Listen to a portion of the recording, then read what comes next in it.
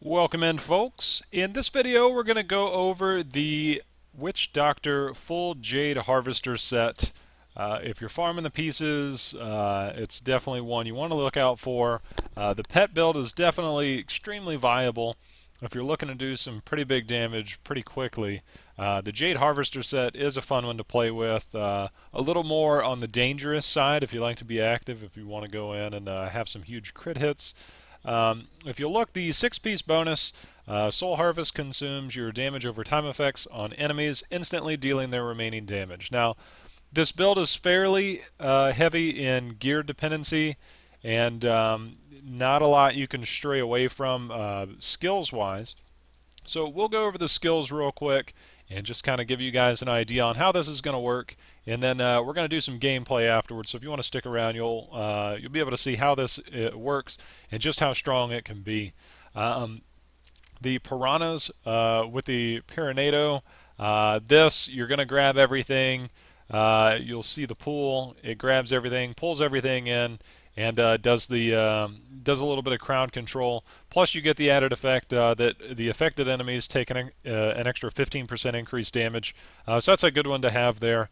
And so you're going to instantly stack this on. It's a good all-around tool to have, good skill to use. Next up is Haunt, and this is where your big damage comes in. And there's going to be a little bit of explanation as we go through this, so you'll understand exactly how this works. Because it's not just going to be a pure 4,000% weapon damage, and you'll see why as we get through the skills and the gear. Now, this does do 4,000% weapon damage as cold. And here we're sticking with Resentful Spirits. And you're going to run this because it's going to release 2 at a time, and you're going to want to dot everything up as quickly as possible so that you can cast your Soul Harvest spell. So having 2 is pretty much a necessity if you want to make this work right. And because it's cold damage, you're going to try and get that cold elemental damage on your gear as you're gearing up. It's an added bonus, of course. Elemental damage, huge in Reaper of Souls. Next up, the main aspect here is Soul Harvest. This is going to consume those guys. It's got a radius. If you're zoomed out, it'll be about that big. So you're going to try and group everything up as much as you can with piranhas. Generally, you'll cast that first to apply the 15% increased damage on them. And there's a couple different ways. You can easily go around that, a little bit backwards if you want. But a lot of things are going to come towards you anyways, so we are running with Vengeful Spirit just to do a little bit of extra damage. You can certainly go any number of routes here. You can reduce movement speed for those things you don't kill. You can get life back by doing this. This might be a viable option, depending on if you're having a little bit of trouble staying alive. So a couple options you can go with there, but we're going to go for the increased damage. Next up, Locust Swarm with Pestilence. This is another dot, your damage over time spells. We've got this with Pestilence. This now has a 100% chance to jump to 2 additional enemies instead of 1. And you're going to cast this for maybe your tougher elites, especially your bosses. If you're just clearing trash mobs, you're probably not going to need to run this because you'll be able to go in, tag everything, and Soul Harvest should be able to take care of that.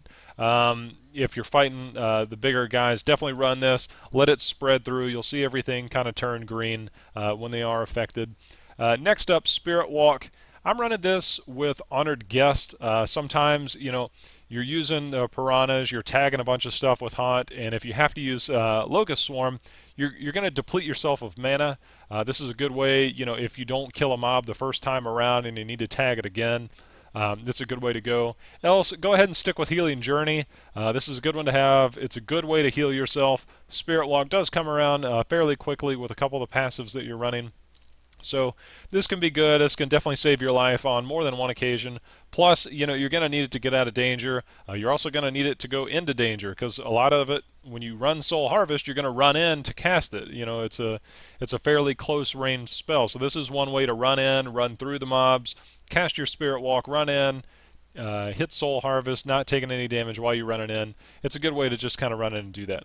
Last up, the Zombie Dogs, and we're running this with Leeching Beast just because we're getting the extra, life on hit here, which is huge because these 3 guys are pretty much going to be what's tanking for you. And, whether you have those or not, it's going to be pretty important to have these guys around. You don't want everything chasing you. It does make it quite difficult without them. So Leeching Beast, it's kind of hard to go away from it. As far as your passives go, again, the importance of your cooldown here. This one, for every enemy that dies, it reduces the cooldowns of all of the skills by 1 second. And this is within 20 yards, and if you have any increased pickup radius, huge thing. So when you go in, you tag everything, you kill it. This will allow everything to kind of come back around for you to run your soul harvest again. Pierce the Veil. You could go away from this if you want to. I don't know. If you necessarily want to, go away, you could certainly run with Jungle Fortitude, or you could put Jungle Fortitude here. But this is going to increase your damage by a flat 20%. It does increase your mana cost, and that's what I was saying. Like, this is a good way to get your mana back with Spirit Walk. Else, it'll generally come around quick enough for you to be able to go from mob to mob and be able to clear things out. Next up, Spirit Vessel. This is a tough one because it does reduce your Soul Harvest spell by 2 seconds. And that's, pretty big when you're looking at 15 seconds, but if you've got, a lot dying there, this is definitely going to come around quicker, but the 2 seconds can mean a lot. It can mean a lot in terms of damage. It can mean a lot in terms of whether you're going to survive or not. And then the other part is that if you do die, this is actually going to, put you in the spirit realm for 2 seconds and heal you for 15% of your life. That's on a, minute and a half cooldown. So that could, be something that, you could change out possibly for Jungle Fortitude. Else, there's not a whole lot else you're going to look at. Next up, and this is where the gear and the skills come into play. Now, this now makes your Haunt, Locust Swarm, and the damage application from the piranhas, that 15% increased damage, these are going to make your skills last quite a bit longer, which essentially is going to increase the damage. And so when you do go to use your Soul Harvest spell and it consumes your dots are now, instead of going, over a period of 12 seconds, they're going significantly longer, and so your damage is going to be a lot higher there. In conjunction with the Quetzalcoatl helm, which will move right into the gear here. This is pretty important. I did run the build without this helm until I was able to farm it up, and there is a world of difference. You can certainly run on some lower torments and you won't notice it as much. But if you look at the secondary here, Locust Swarm and Haunt now deal their damage in half of the normal duration. So again, that extends the time, extends the damage, in the shorter amount of time. So you've got now essentially a lot of damage going in what is essentially a long period of time, but you're going to consume that in a short period of time with Soul Harvest. So you're going to see some huge numbers that you're going to look at, but when you have this passive and this helm on. Now, obviously, you need to have the Jade Harvester set to make this all, usable. And I've got 5 pieces here because I've got the Royal Ring, and so we're, keeping this going. One of the things that you're going to try and look for is reduce cooldown on some of your skills, because you want that Soul Harvest to come back around, especially if you're fighting a boss. You don't want to stand around 15 seconds until you can do something again. So if you can get that on some of your gear, I've got this on here. There's a couple different ways you can get the cooldown reduction.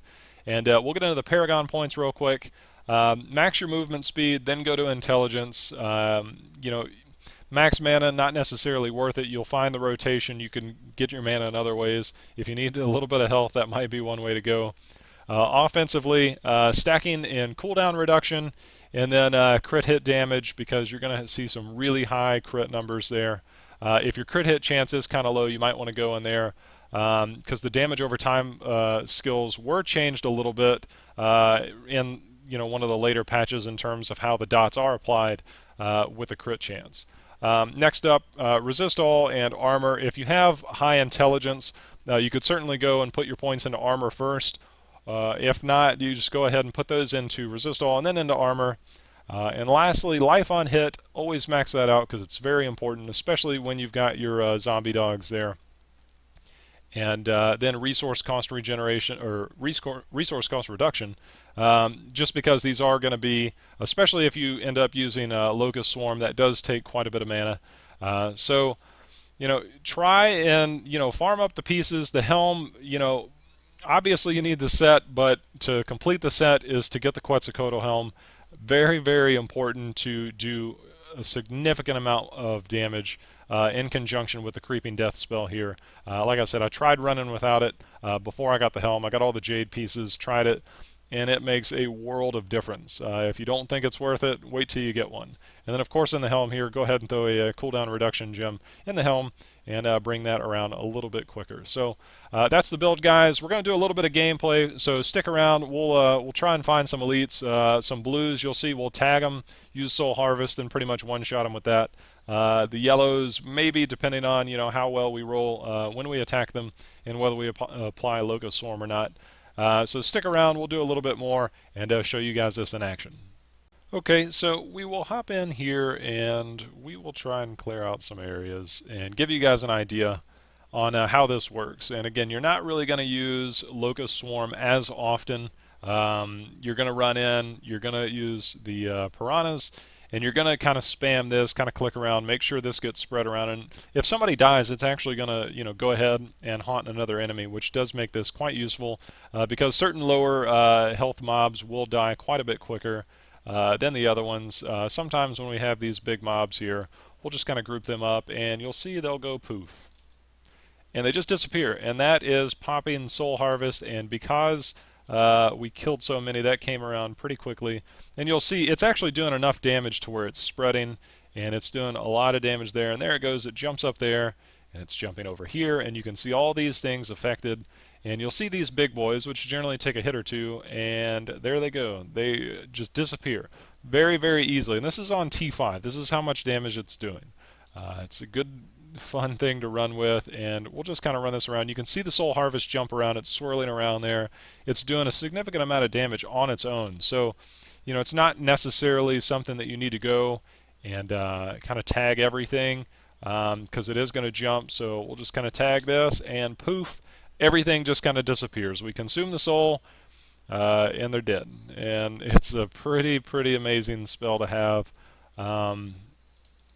Really easy when you're solo. I'm running with an Enchantress. I should probably run with a Templar. I don't have the highest toughness on this character, but we've got the got those guys going, and we've got an elite up here, and we'll show you guys this in action. We're gonna hit it with the piranhas. We're gonna hit it with Haunt. We're gonna hit it with Locust Swarm, and we're gonna see how much damage this thing takes out. So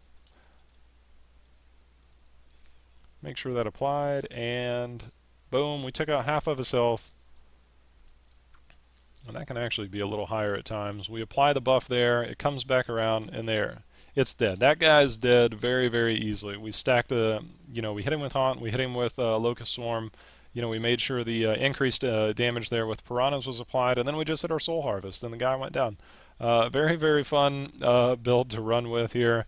Does a ton of damage, and you just make stuff disappear out of thin air. I mean, it's kind of fun. I mean, I don't know. I see this and I just think, poof, it disappeared. And we can get these huge mobs up. And like I said, if this thing, kills everything before I get a chance to get to it, go ahead and group everything up here. We're just going to tag a whole bunch of stuff for fun. Group it up. And we didn't get those guys. But as you can see, it's passing along here. And we just make those guys disappear. And we could have taken some time out to tag the others. And we'll go one more group here. You see everything is getting haunted as it dies. It's swirling around. And we'll get these guys, keep getting vortexed in. And here's a good way to use Spirit Walk. We'll get our piranhas up. And poof, they're dead.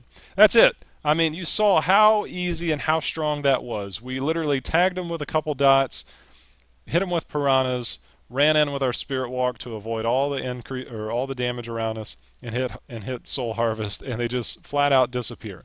Extremely powerful. You see, we have enough, tanking here between our pets that we can keep a lot of stuff off of us. We fought the big groups. It's good to have, the piranhas here to keep everything off of you. So incredible, build to play with. So if you were running with the pet build before, I still love the pet build. It's fun. It's really laid back. You can keep a lot of things up, and it still does a ton of damage. But if you're looking to do something that does lots and lots of damage, you can certainly run with this, and you can clearly see just how effective this can be without suffering the consequences of running in here and wondering, am I going to live or die?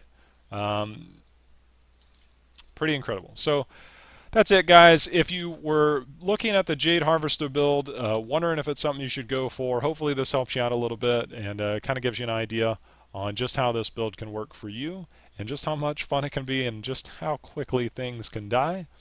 If you like it, definitely I appreciate any likes you got to throw my way. I definitely appreciate the support and everything that you guys have been helping me with.